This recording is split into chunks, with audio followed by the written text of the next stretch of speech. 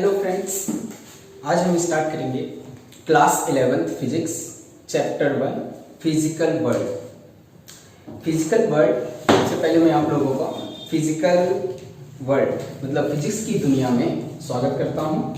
तो जो हमारी फिजिक्स की दुनिया है ये एक तरीके से ऑर्गेनाइज्ड हो गई है। कैसे ऑर्गेनाइज्ड है?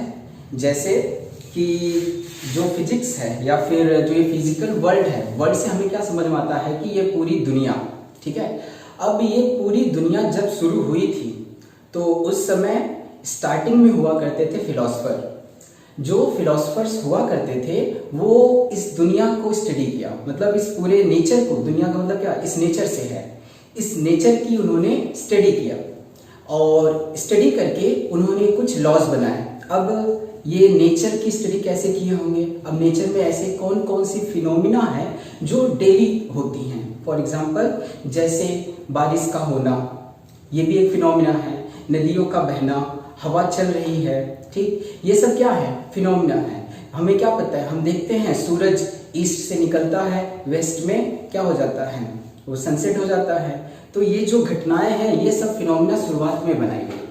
शुरुआत में फिलोसफर जो हुआ करते थे उसको सबसे पहले इन्होंने स्टडी किया, स्टडी करके इसके कुछ लॉज बनाए, कुछ नियम बनाए और उसको लिखा उन्होंने बुक्स में, ठीक। अब मान लो कि वो जो लॉज बनाया गया था उस लॉज को जो दूसरे साइंटिस्ट आए तो उन्होंने क्या स्टार्टिंग से स्टडी किया होगा? तो नहीं, उन्होंने स्टार्टिंग से स्टडी नहीं किया। जो लॉज बनाए गए थे उसी के आगे उन्होंने स्टडी किया, ठीक। तो ये क्या था कि यहां से कोई फिर से स्टार्टिंग से स्टार्ट ना करके आगे ही लॉस को बनाता चला जाता था। इसीलिए ये क्या बना? ऑर्गेनाइज्ड बना, ठीक है। इसलिए कहा जाता है जो साइंस होता है वो ऑर्गेनाइज्ड नॉलेज होता है। इसीलिए फिजिकल वर्ल्ड, इसका सिंपल में साइंस और इसका मतलब क्या होता है? Organised knowledge. ऑर्गेनाइज्ड नॉलेज किसका मतलब है? साइंस का। Science means organised knowledge. लेकिन ये ऑर्गेनाइज्ड जो नॉलेज है हम किसका कर रहे हैं? सिंपल में हम बताएंगे ये ऑर्गेनाइज्ड नॉलेज हम नेचर का कर रहे हैं। तो नेचर की जो हम स्टडी करते हैं उसे ही हम क्या कहते हैं? साइंस कहते हैं। और इसके जो लॉज बनाते हैं और उन लॉज को फॉलो करते हैं, तो ये सारे लॉज जिसमें बनता है वो साइंस की जो ब्रांच है उस ब्रांच का क्या नाम है? फिजिक्स, ठीक है। मतलब अगर सिंपल में फिजिक्स की अगर हमें डेफिनेशन लिखनी पड़े तो सिंपल में एक लाइन में लिख सकते हैं क्या कि physics is study of, physics is study of, physics is study of basic laws of nature, ठीक है। सिंपल एक लाइन में इसकी डेफिनेशन लिख सकते हैं। फिजिक्स क्या है? Study of laws of nature, ठीक है। अब जो लॉज ऑफ नेचर है इसकी जो हम स्टडी करेंगे इसके कुछ तरीके होते हैं। तरीके का मतलब इसके कुछ मेथड बनाए गए हैं, ठीक है। और फिजिक्स में जो मेथड का यूज हम करते हैं उस मेथड को हम क्या कहते हैं? साइंटिफिक मेथड, ठीक है। अब क्यों कि देखो साइंस अगर हम पढ़ रहे हैं तो साइंस में कुछ मेथड जरूर होते हैं, तभी हम कहेंगे ये साइंस है। क्योंकि हमें डिफरेंट करना आना चाहिए कि हम साइंस और आर्ट्स इन दोनों में कैसे डिफरेंट कर सकते हैं। जैसे अगर मान लो कि कोई एक पर्सन है और वो बढ़िया सा कुश्ती लड़ना जानता है, ठीक है, और उसे कुश्ती के सारे दांव पेच पता है, तो क्या उसके अंदर साइंस इन्वॉल्व है? नहीं, वो उसके अंदर क्या, उसके पास वो कला है, कुश्ती लड़ने की कला थी, तो हम कहेंगे वो साइंस नहीं है। तो साइंस क्या है? साइंस में हम जैसे मान लो कि जो हमारे आसपास के नेचर में पेड़ वगैरह हैं तो पेड़ बड़े हो जाते हैं, ऊपर की पत्तियां हरी हो जाती हैं, तो हम क्या कहते हैं? पत्तियां हरी क्यों हैं? क्योंकि उसके अंदर पानी है, ठीक। लेकिन हमें क्या पता है? पानी तो नीचे आता है, तो पत्तियों में पानी ऊपर कहाँ से गया, ठीक है। तो वो जो स्टडी करेंगे हम कि रूट्स के थ्रू ऊपर पानी गया, वो स्टडी किस में करेंगे? फिजिक्स में या साइंस में, ठीक है। तो हम क्या कहेंगे? तो साइंस और आर्ट्स इन दोनों में डिफरेंट हम आसानी से कर सकते हैं, राइट। तो ऐसे ही जो स्टडी हम करेंगे, जिस मेथड की स्टडी करेंगे उसे हम क्या कहेंगे साइंस में? साइंटिफिक मेथड, ठीक है। तो साइंटिफिक मेथड के कुछ पार्ट्स हैं, ठीक है। तो ये एग्जाम में मोस्टली नहीं 1 नंबर या 2 नंबर के ऐसे क्वेश्चंस इससे आ जाते हैं। मोस्टली क्या है, ये चैप्टर तो कुछ आता नहीं इस चैप्टर से, फिर भी हम इसे पढ़ते हैं क्योंकि हमें नॉलेज चाहिए फिजिक्स का। हम जानना चाहते हैं कि आगे 2 सालों में हमें फिजिक्स में क्या क्या पढ़ना है, ठीक है। वो इस पहले ही चैप्टर में बताया जाएगा कि 2 साल में क्या क्या हम पढ़ने वाले हैं, ठीक है। इसीलिए हम इंटरेस्ट बनाना चाहते हैं, इसलिए इस चैप्टर को पढ़ रहे हैं। और एग्जाम के व्यू से देखें तो इस चैप्टर में 1 नंबर या 2 नंबर, इससे ज़्यादा मार्क्स का क्वेश्चन कभी भी नहीं आया है, ठीक है। तो हेडिंग डाल लेना, साइंटिफिक मेथड टू अंडरस्टैंड, ये तो हो गया होगा।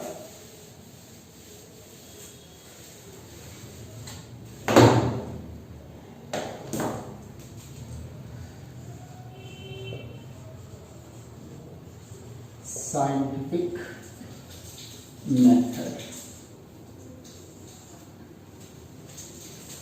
अब ये साइंटिफिक मेथड में कोई, जैसे अगर मान लो कि फिनोमिना में बताऊं, जैसे अगर मान लो कि मैंने बताया कि बारिश होती है, क्यों होती है बारिश, सबसे पहले मन में क्वेश्चन आएगा कि बारिश होती ही क्यों है।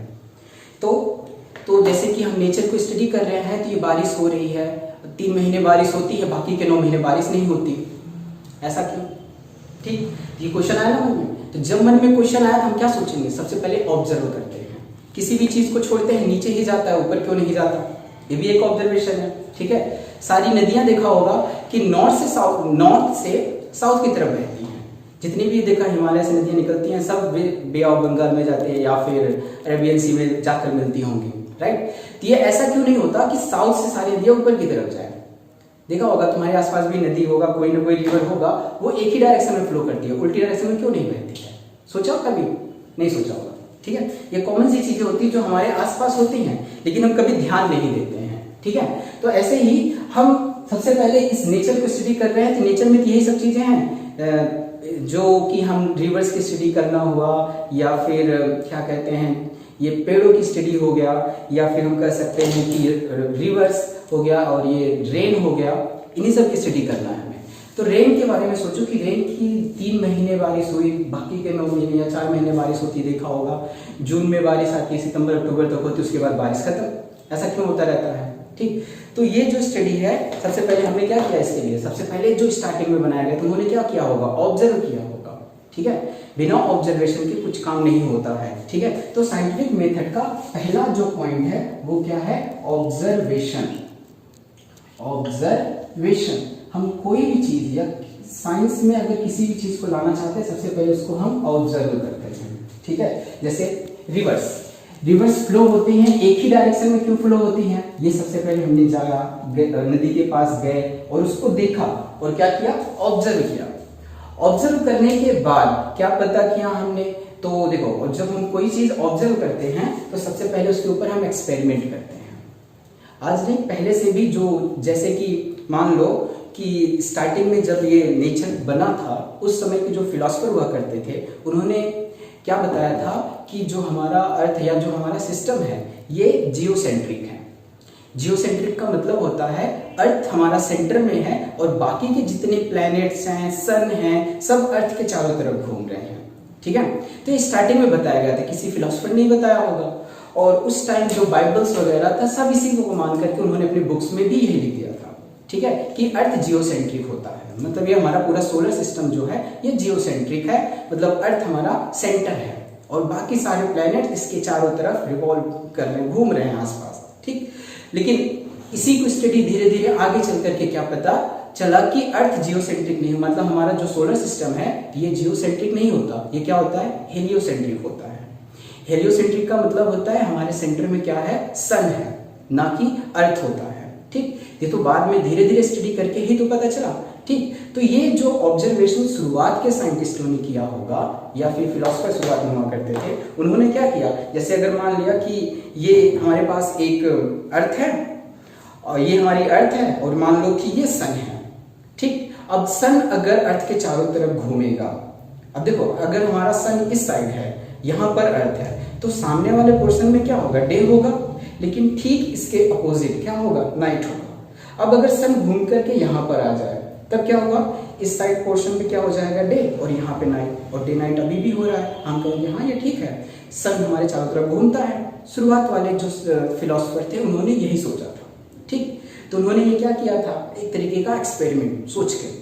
बाद के जो साइंटिस्ट थे उन्होंने क्या सोचा कि ऐसा भी तो हो सकता है कि हमारा जो स्टार है या फिर हमारा जो सन है वो फिक्स हो, और हमारा अर्थ अगर उसके चारों तरफ रिवॉल्व करे तभी भी तो डे एंड नाइट फॉर्म होगा। जैसे अगर यहाँ पर है हमारा अर्थ, तब देखो डे है, घूम करके इस साइड आ गया तो इस साइड क्या हो गया, नाइट, उस साइड नाइट हो गया, इस साइड डे हो गया, ठीक। अभी भी ये फॉर्मेशन हो रहा है। तो ये क्या है, ऑब्जर्वेशन है, और सबका जो ऑब्जर्वेशन है वो अलग अलग होता है, राइट। ऐसे ही ये जो ऑब्जर्वेशन है, तो पहले ऑब्जर्वेशन किया, फिर नंबर 2 जो पॉइंट आता है ऑब्जर्वेशन के बाद हम लैब में जाते हैं और उसका क्या करते हैं, एक्सपेरिमेंट। और वो कैसा एक्सपेरिमेंट होता है, कंट्रोल्ड एक्सपेरिमेंट। ऐसा एक्सपेरिमेंट जो हम लैब में आसानी से कर सके, ठीक है, और हमारे कंट्रोल्ड में हो, ठीक। तो हम क्या कहते हैं, कंट्रोल्ड एक्सपेरिमेंट, ठीक है। अब कंट्रोल्ड एक्सपेरिमेंट, जैसे हम वाटर के फ्लो को समझना चाहते हैं तो हम अपने लैब में जाएंगे, अगर एक इंक्लाइंड प्लेन बनाओ और वहां पर अगर वाटर को डालोगे तो देखोगे उस इंक्लाइंड प्लेन के अकॉर्डिंग वाटर जो है स्लोप के अकॉर्डिंग नीचे की तरफ जाता है। तो हमने यहाँ पर क्या ऑब्जर्व किया कि कहीं भी अगर स्लोप होगा तो वाटर हमेशा हाई लेवल से लो लेवल की तरफ जाता है, ठीक है। तो ये क्या है हमारा एक्सपेरिमेंट, ठीक है। एक्सपेरिमेंट करने के बाद अब इसकी हम एक रीजनिंग करते हैं, ठीक है। अब जो रीजनिंग होती है, ये रीजनिंग 2 तरीके से हम करते हैं। एक रीजनिंग है क्वालिटेटिव रीजनिंग। अब ये समझो कि क्वालिटेटिव रीजनिंग क्या होती है। स्टार्टिंग में मैंने अभी बताया था कि बारिश जब होती है 3 महीने होने के 3 महीने या 3.5-4 महीने जो होती है बारिश, उसके बाद 9 महीने बारिश नहीं होती है। तो इसका रीज़न क्या है कि जैसे देखा होगा कि अगर हम एक्सपेरिमेंट करें तो एक्सपेरिमेंट में देखा होगा कि अगर पानी को गर्म करते हैं तो उसमें से वाटर वेपर निकलते हैं, और वो वाटर वेपर अगर ऊपर हाथ रखोगे तो वाटर वेपर जैसे जैसे ऊपर जाते हैं तो क्या होता है, ठंडा होता है। और ठंडा होने के बाद क्या होता है कि वहाँ पर फिर से पानी की बूंदें बनती हैं, ठीक है। तो ऐसे ही नेचर में होता है। नेचर में क्या होता है, जब सनलाइट पड़ती है तो उसकी वजह से वाटर वेपर ऊपर की तरफ होते हैं, मतलब उनके बीच की डिस्टेंस इतनी ज़्यादा हो जाती है कि वो एयर के मॉलिक्यूल से हल्के हो जाते हैं, ठीक है। और वो एयर के मॉलिक्यूल्स हल्के होने की वजह से कहाँ उठने लगते हैं, ऊपर उठने लगते हैं। और जैसे जैसे ऊपर जाते हैं, जब बहुत ऊपर चले जाते हैं तो वहाँ पर वो हमें किसके रूप में दिखती हैं, क्लाउड के फॉर्म में दिखने लगती है, ठीक है। तो ये जो क्लाउड बना, क्या किया हमने यहाँ पर, हमने कुछ किया नहीं, लाइट पड़ी और इसका क्या हुआ, हीट हुआ और वाटर वेपर ऊपर उठा। ये एक तरीके की रीजनिंग हम अपने एक्सपेरिमेंट में किए, ठीक है। हम अपने घर पे किए, पानी को गर्म करते हैं, वहां से भी निकलता है। तो इसकी क्या है, क्वालिटी बता रही है कि ये वाटर वेपर राइज होते हैं, ठीक है। तो वाटर वेपर का राइज होना क्या बताया, क्वालिटी बताया। अब जैसे मान लो कि देखा होगा कि अगर सनलाइट यहाँ से हम डाल रहे हैं और यहाँ पर अगर हम फवारा चला दें पानी का, तो सामने क्या देखोगे कि इस लाइट की वजह से सामने वाले स्क्रीन पर हमें कलर्स दिखाई देते हैं, कलर का फॉर्मेशन दिखाई देता है, ठीक है। तो हम क्या कहेंगे, लाइट में 7 कलर होते हैं या उससे ज्यादा भी कलर होते हैं, हमें दिखते हैं केवल 7 कलर, ठीक है। तो ये जो लाइट में 7 कलर होते हैं, ये इसकी क्या बता रही है, क्वालिटी बता रही है कि लाइट में 7 कलर होते हैं, ठीक है। तो ये हमने क्या, कौन सी रीजनिंग की, क्वालिटेटिव रीजनिंग की। दूसरी रीजनिंग आती है क्वांटिटेटिव रीजनिंग। अब मैंने बताया कि जब देखा होगा बारिश होती है उसके बाद धूप निकलता है, तब रेनबो का फॉर्मेशन होता है। तो ये जो रेनबो का फॉर्मेशन होता है ये एक पर्टिकुलर एंगल पे होता है। कभी नोटिस नहीं हुआ, मोस्टली जो रेनबो है वो अर्थ के लेवल से हमारे 42 डिग्री पर फॉर्म होते हैं। अगर उससे ज्यादा होगा तो रेनबो का फॉर्मेशन नहीं हो पाता है, ठीक है। तो यहाँ पर ये जो एंगल बना है 42 डिग्री, ये क्या मैं बता रहा हूँ, क्वांटिटी बता रहा हूँ, ठीक है। एक क्वांटिटी बता रहा हूँ कि 42 डिग्री पर अगर हम देखेंगे तभी रेनबो हमें दिखाई देगा, अगर उससे ज्यादा पे कोई भी रेनबो का फॉर्मेशन नहीं होता है, ठीक है। ये क्वांटिटी की वजह से जो रीजनिंग आ गई इसे हम कहते हैं क्वांटिटेटिव रीजनिंग, ठीक। इसका मतलब 2 तरह की रीजनिंग हो गई, एक हो गई क्वालिटेटिव रीजनिंग और एक quantitative reasoning.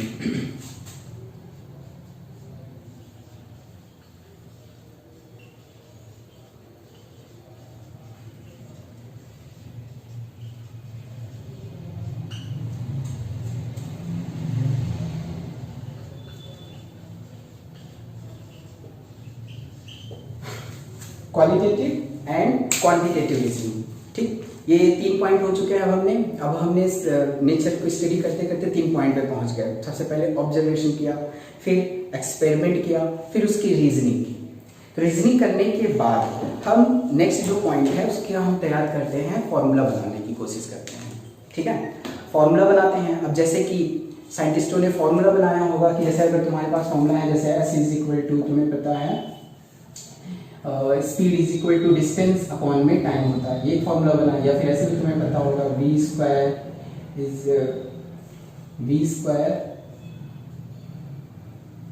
Is equal to u square plus 2as। एक ये भी फॉर्मूला बना है, ये भी एक फॉर्मूला है। या फिर तुम्हारे पास एक ग्रेविटेशन का फॉर्मूला है कि जो फोर्स ग्रेविटी का होता है वो g m1 m2 divide by r square. ऐसे बहुत सारे फॉर्मूले फिजिक्स में बनाए गए हैं। ठीक है, और ये जो फॉर्मूला बनाया गया होगा, सारे फॉर्मूले का जो बेस होगा वो बेस कहाँ से स्टार्ट हुआ होगा? ऑब्जर्वेशन से। मतलब जितने भी साइंटिस्टों ने फॉर्मूला बनाया है, सबसे पहले सब क्या करते हैं? नेचर की स्टडी करते हैं, उसको ऑब्जर्व करते हैं। ऑब्जर्व करने के बाद एक्सपेरिमेंट करते हैं लैब में। ठीक है, और उस एक्सपेरिमेंट के बाद रीजनिंग करते हैं, तब जाकर के फॉर्मूला बनाते हैं। ठीक, अब जैसे जो भी उन्होंने फॉर्मूला बनाया, जैसे अभी न्यूटन ने एक फॉर्मूला बनाया था कि जो साउंड वेव्स होती हैं उनकी जो स्पीड होती है, उन्होंने फाइंड किया था 280 मीटर पर सेकेंड, ऐसा कुछ होता है। उन्होंने फाइंड किया था साउंड की जो स्पीड है 280 मीटर पर सेकेंड होती है, बट रियल में जो स्पीड होती है वो अप्रॉक्स 320 मीटर पर सेकेंड होती थी। तो यहाँ पर क्या था कि इन्होंने जो फॉर्मूला बनाया था उससे जो उनका आंसर आया था उसमें बहुत ज़्यादा डिफरेंट आया, लगभग 8 से 10% का डिफरेंट आ गया था। इतना ज़्यादा जो डिफरेंट आ जाता है तो हम क्या कहते हैं कि हमारा जो फॉर्मूला या फिर न्यूटन ने जो फॉर्मूला बनाया था वो क्या था? एरर था। एरर होने का मतलब क्या है कि जो फॉर्मूला बनाया वो एरर निकला। इसका मतलब जो उन्होंने ऑब्जर्वेशन किया था वो कैसा था? गलत था। इसका मतलब उन्होंने फिर से ऑब्जर्वेशन करना शुरू किया होगा। ठीक है, तो जब तक करेक्ट फॉर्मूला नहीं बन जाता तब तक सारे स्टेप को हम फॉलो करते रहते हैं। ठीक है, तो जैसे चौथे पॉइंट में हमने क्या बनाया कि इसका फॉर्मूला तैयार करते हैं। फॉर्मूला तैयार का मतलब क्या? मैथमेटिकल मॉडलिंग करते हैं।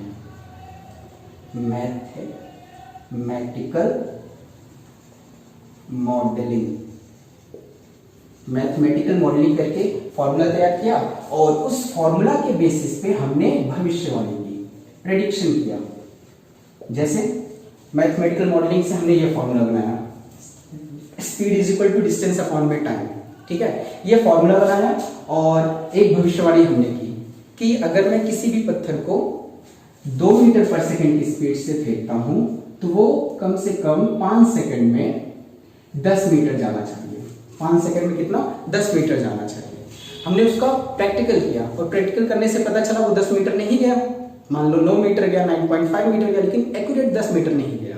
ठीक, तो ये क्या होगा कि जो ये हमारा प्रेडिक्शन था वो क्या हो जाएगा? गलत। तो मैं क्या कहूँगा? ये फॉर्मूला गलत था, इसलिए हमारा प्रेडिक्शन गलत हो गया, राइट। लेकिन अगर इस फॉर्मूले पे और हमारा जो एक्सपेरिमेंट था वो दोनों ही बराबर आ गए, मतलब फॉर्मूले के बेसिस पे हमने आंसर निकाला स्पीड का। जैसे स्पीड हमने फेंका था 2 मीटर पर सेकेंड और 10 सेकेंड तक देखा कितना मीटर गया, तो आया आंसर 20 मीटर। कितना मीटर? 20 मीटर आंसर आ गया। ठीक, और प्रैक्टिकल किया, प्रैक्टिकल करने के बाद हमें आंसर मिलता है 19.9 मीटर। ठीक है, अब देखो ये जो लगभग आंसर अगर बराबर आ जाते हैं तो ये फिजिक्स में एक्सेप्ट कर लिया जाता है कि वो फॉर्मूला सही है। ठीक है, कि इतना मतलब 0.0 या फिर बहुत कम जो एरर होता है उस फिजिक्स में उसे नेग्लेक्ट कर दिया जाता है। ठीक है, तो हम कहेंगे ये फॉर्मूला हमारा करेक्ट था। और जब फॉर्मूला करेक्ट था इसका मतलब हमारी जो भविष्यवाणी थी वो क्या थी? करेक्ट थी। ठीक है, और इस भविष्यवाणी के बेसिस पे ही हमारा फॉर्मूला क्या हो जाता है? वेरीफाई हो जाता है। तो उसका क्या निकल जाता है? वेरिफिकेशन। अगर सपोज लो हमारी जो भविष्यवाणी थी वो फॉर्मूले का, तो हम फिर से कहां, किस स्टेप पे पहुंच जाएंगे? स्टार्टिंग वाले पर, ऑब्जर्वेशन पे। ठीक है, तो मतलब कभी भी अगर हमें साइंटिफिक मेथड को फॉलो करना है तो पूरे ये 6 मेथड होते हैं। सबसे पहले हम ऑब्जर्व करेंगे, फिर एक्सपेरिमेंट करेंगे, उसके बाद रीजनिंग करेंगे, फिर फॉर्मूला बनाएंगे, भविष्यवाणी करेंगे। अगर भविष्यवाणी गलत हुई तो हम फिर से पहले स्टेप पे पहुंच जाते हैं। तो जितने भी साइंटिस्ट होते हैं इसी स्टेप को फॉलो करते थे, एक बार नहीं 100 बार करते थे ट्राई। ठीक है। इसीलिए कोई भी फॉर्मूला बनाने में एक दिन नहीं लगता था, कई कई साल लग जाते थे, 100 बार कई सारे प्रैक्टिस करते थे। ठीक है, इतनी बार प्रैक्टिस किया होगा उन्होंने, तब जाकर ये फॉर्मूले बनाए जाते हैं। ठीक, तो ये था तुम्हारा टॉपिक साइंटिफिक मेथड। तो एग्जाम में पूछा जाता है इसके स्टेप बताओ, तो तुम्हें उस स्टेप में ये 6 पॉइंट लिखने होते हैं। ठीक है, वो 6 पॉइंट तुम्हें याद रहने चाहिए। कौन कौन से हैं? Observation, control experiment, quantitative and qualitative reasoning, mathematical modelling, prediction, verification and falsification. ठीक है, उसके बाद हाँ, तो हम बात कर रहे थे thrust area to study physics के बारे में। जैसे कि फिजिक्स में तो फोर्सेस तो बहुत सारे हैं, अगर काउंट करेंगे तो 10 या 20 फोर्स तो तुम ही काउंट करवा सकते हो। जैसे अगर मैं कुछ एग्जांपल में फोर्स काउंट करवा रहा हूँ, जैसे tension force, frictional force, muscular force, electrostatic, gravitational force और क्या कहते हैं रेजिस्टेंस फोर्स, ऐसे ही बहुत सारे फोर्सेज होते हैं नेचर में। ठीक है, तो ये जो सारे फोर्सेज नेचर में हैं, ये अगर मान लो कि कोई एक फोर्स में देखूं, जैसे अगर मान लो कि फ्रिक्शनल फोर्स की बात करूं, तो देखोगे कि जो फ्रिक्शनल फोर्स है बेसिकली ये एक तरीके का फोर्स जिसे कहते हैं इलेक्ट्रोस्टैटिक फोर्स। इलेक्ट्रोस्टैटिक फोर्स में क्या होता है कि जैसे अगर मान लो कि जैसे मैं यहाँ पर कोई भी चीज राइट डाउन कर रहा हूँ, तो लिखने का ये जो भी मैं लिखा हूँ ये भी इलेक्ट्रोस्टैटिक फोर्स की वजह से ही यहाँ पर लिखा गया है। ठीक है, ऐसे ही जब हम चलते हैं तो हमारे पैर और ग्राउंड के बीच में कांटेक्ट आता है, तो वहां भी फ्रिक्शन क्रिएट होता है, तो हम कहते हैं वो फ्रिक्शनल फोर्स है। तो जो फ्रिक्शन जहां भी होता है ना, तो वहां भी मतलब जब दो बॉडी कांटेक्ट में आती है तो उसे हम कहते हैं इलेक्ट्रोस्टैटिक फोर्स। तो वहां भी कांटेक्ट में आया तो फ्रिक्शनल फोर्स भी एक तरीके का इलेक्ट्रोस्टैटिक फोर्स है। तो नेचर में इतने जो सारे फोर्सेज है उसको क्या कर दिया गया, कम कर दिया गया, और कम करके नेचर में केवल 4 तरीके के फोर्सेज बनाए गए हैं।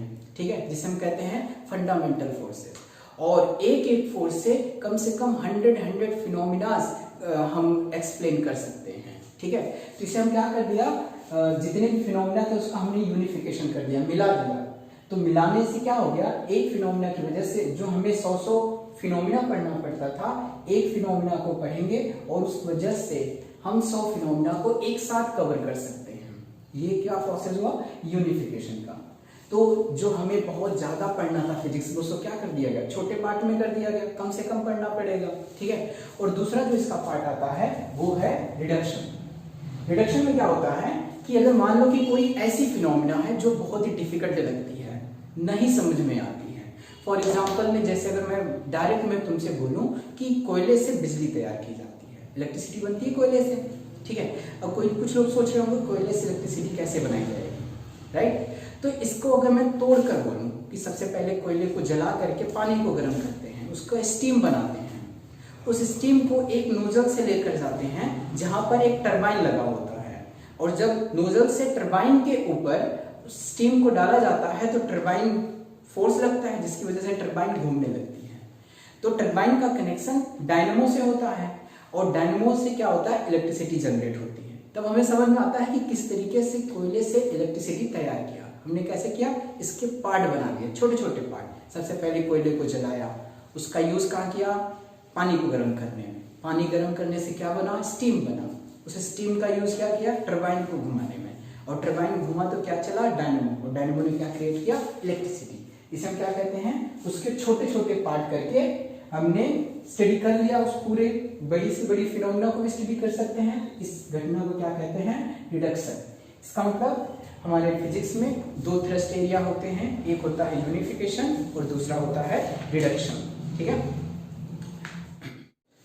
तो आज की क्लास हम यहीं पर एंड करते हैं। अगर आपको ये वीडियो अच्छी लगी हो तो इस चैनल को लाइक कर दीजिए, सब्सक्राइब कर लीजिए और अपने दोस्तों के साथ इसे शेयर भी कर दीजिए। ओके।